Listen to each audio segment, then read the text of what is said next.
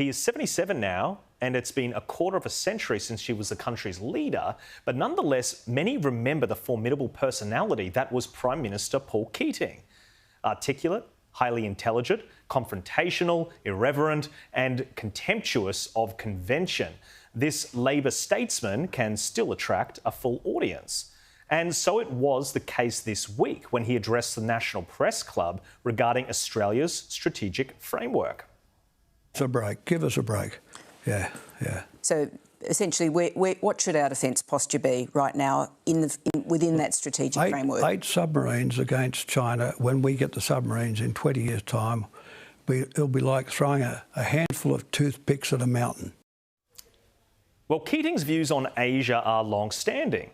He believes it essential that Australia look beyond its traditional relationships and focus on regional links. But, unlike many observers, he doesn't see the rise of China as an immediate threat to Australia. In fact, he even went to lengths to play it down.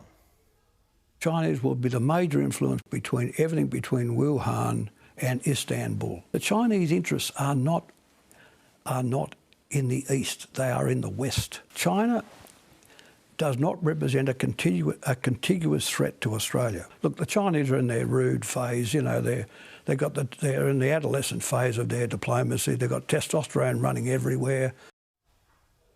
Well, views such as Keating should be rigorously scrutinised by journalists. His claim that China's interests lay mainly to the west of the country and not to the east are hard to swallow, given the sharp anti-Australian rhetoric coming from embassy representatives. Moderators and ABC political correspondent Laura Tingle should have forced him to justify these claims. But perhaps she was mesmerised by someone who many regard as a progressive legend, to the extent that claims like these were left unchallenged.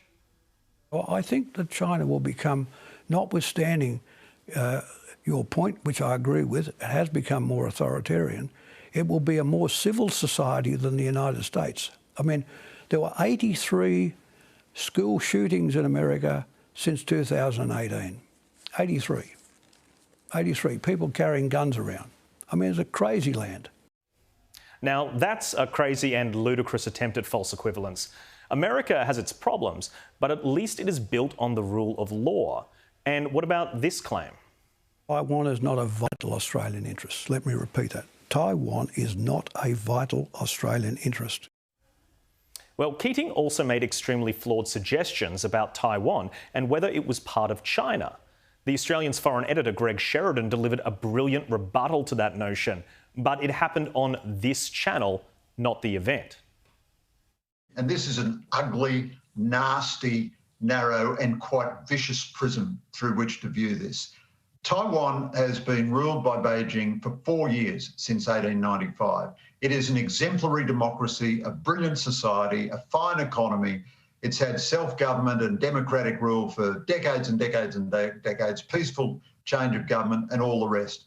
And what Keating is saying is, it doesn't matter if the Chinese invade and brutally subject Taiwan. That's none of our concern. If we take the view that the fate of a good democracy in Asia of 25 million people is of no concern to us, why should other people take the view that the fate of our democracy of 25 million people in Asia is of some concern to them? Why should they take that view? I thought his comments on Taiwan were quite disgraceful. Spot on. Now, compare that to Tingle's breezy summary when she appeared that evening on 7:30.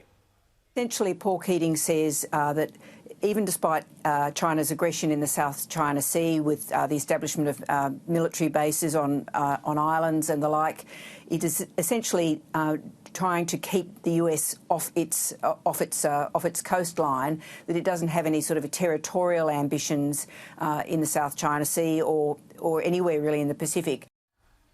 Nothing to see here, folks, and no analysis necessary. Also, do you think lapses such as these might be worth mentioning? When Gorbachev left and what was his name? The new president took over. What did they do? They did exactly the wrong thing. You know, led by that fellow. Name escapes me now. He'll come to me in a second. George Bush Sr., actually. Full marks, though, to Nine's political reporter Jonathan Kearsley, who respectfully pointed out to Keating that his appraisal of China's intentions bore little resemblance to the facts. Mr. Keating, you mentioned during your remarks what China wants is acknowledgement of validity of what they have done and what they have created. But we know what they want. A year ago, the Chinese embassy handed me this list of 14 grievances, 14 demands, everything from foreign investment decisions, banning Huawei, issues of free speech and issues that go to the heart of a democracy. Which of these 14 items would you be prepared to negotiate on? As you know, some minor official in the Chinese embassy said this, so that's the end of a relationship with China.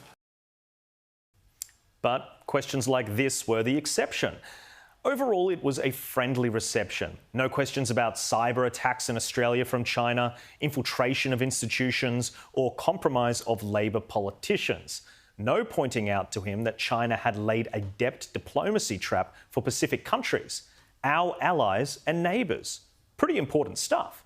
And when Keating implied that Taiwan could peacefully return to China as a semi-autonomous province, no one asked him, what, like Hong Kong? And not one question about this highly relevant fact.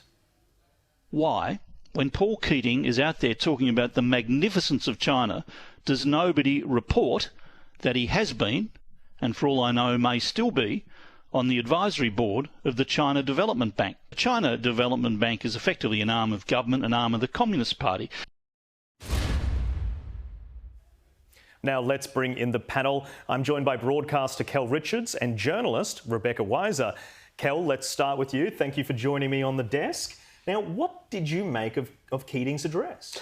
Well, we talk these days about people not having the truth, but my truth. So my truth is what matters. But I've been inclined to think it's 20 and 30-year-olds who do that. Paul Keating pioneered this and has pursued the idea of my truth for the whole of his life. This is Paul Keating's truth, and everyone else is wrong. Remember there was the series of one-hour interviews that Kerry O'Brien did with Paul Keating on ABC television in prime time. And basically the theme of the whole series was Paul Keating was always right and the rest of the world was always wrong. Therefore, we don't have to worry about the Uyghurs or the Tibetans or the Hong Kong democracy movement or the Taiwanese. We don't have to worry about illegal encroachments into the South China Sea or anything else, because what Paul says is the truth. And he actually is assuming that Deng Xiaoping is still in power, not Xi Jinping, because Deng Xiaoping did liberalise China. He did bring in state-sponsored capitalism, and that started doing what capitalism always does. It pushes towards democracy and greater liberty and greater freedom. But Deng Xiaoping has gone, and the new man is another Maoist. He's another Stalinist. It's another communist repressive rule. But for Paul's truth, that doesn't exist. In Paul's world, what Paul says is true, and China was OK then, so China is OK now. It is a classic example of, I will see the world through my eyes, and this is how I see it, folks. And if you don't agree, I'm sorry, you're wrong. And Rebecca, one thing that really jumped out at me when I was watching this address and listening to the questions was the conflation between incidents of civil unrest and discord in the US and particularly the mention of school shootings and as if that was somehow equivalent or worse than some of the horrific human rights abuses that take place in China every single day. Well, that's exactly right, and I guess it underlines Keating's failure to acknowledge the importance of a free press. In the United States, all sorts of terrible things can happen, and we're going to discuss a few of them later in the program. But the press is there to try to speak truth to power and to shine a light on these things. That happens to some extent and can happen in the United States. In China, we've had horrific reports, for example, of a whole trade in organs, of the execution of people, of Falun Gong, of Uyghur, to sell their organs to foreigners and to wealthy Chinese. Does Paul Keating even, I imagine he doesn't even acknowledge this, but there's a lot of documented evidence towards that, and all sorts of other horrific abuses of human rights, as you mentioned. I think the only thing I would say is that if it were only Paul Keating who was speaking like this, it would be less of a problem than the fact that this is a vein of thought that runs through much of the Labor Party, and many academics and other people. And I think Neil Mitchell is quite right to highlight potential conflicts of interest and to ask questions, because some of these people seem to be quite richly rewarded in terms of grants and money and fees and so forth from the Chinese Communist Party, and a good journalist must investigate all of that and unearth it, and at least ask the uncomfortable questions. Yeah, that's a really good point, Kel. And before we move on, I'm keen to hear your thoughts on, do you think the journalists pushed back against him hard enough? I know there's been a lot written after, but in the moment, as it was happening, as they were engaging with him, were you satisfied? Oh, no, not at all. In fact, he almost hypnotised them, because it was as though you had a bunch of young journalists, many of whom are lefties and many of whom would like to see a Labor government, and here he was, the man himself. The charisma overwhelmed them, and apart from the one question that you just ran a short while ago, there was no pushback. There was no, Paul, the rest of the world's not seeing it like this. It just didn't happen. So in that sense, it was poor journalism.